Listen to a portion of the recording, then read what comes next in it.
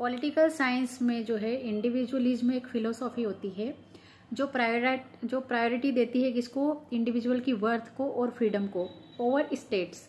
मतलब पहले फ़ायदा देखो इंडिविजुअल का, उसके बाद जो है स्टेट है। ये इंडिविजुअल का जो है कॉन्सेप्ट है। Individualism advocates for the individuals interest over the state.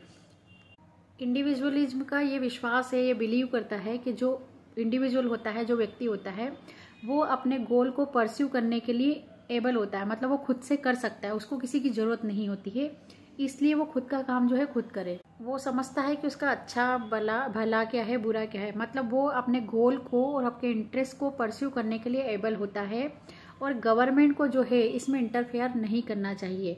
इसीलिए इंडिविजुअलिज्म की जो थ्योरी है, इसके जो थिंकर्स है वो बात करते हैं कि इंडिविजुअल की फ्रीडम और उसकी वर्थ ये इम्पोर्टेंट है, उसका इंटरेस्ट जो है वो इम्पोर्टेंट है। किस पर, स्टेट पे। मतलब उसकी स्टेट पे जो डिपेंडेंसी होती है वो कम होती है और अपने इंटरेस्ट पे उसकी डिपेंडेंसी जो होती है वो ज़्यादा होती है।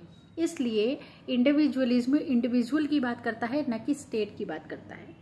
तो इंडिविजुअलिज्म को समझने के लिए हमको इसके कुछ की पॉइंट समझने हैं। Number 1 independence, number 2 self reliance, number 3 individual worth, number 4 political choice, number 5 individual rights. तो ये 5 चीज़ों से है इंडिविजुअल्स को हम समझ सकते हैं कि भाई उसकी खुद की फ्रीडम हो, उसकी खुद की चॉइस हो, वो सब करे, ये सारी चीज़ें उसमें आती है।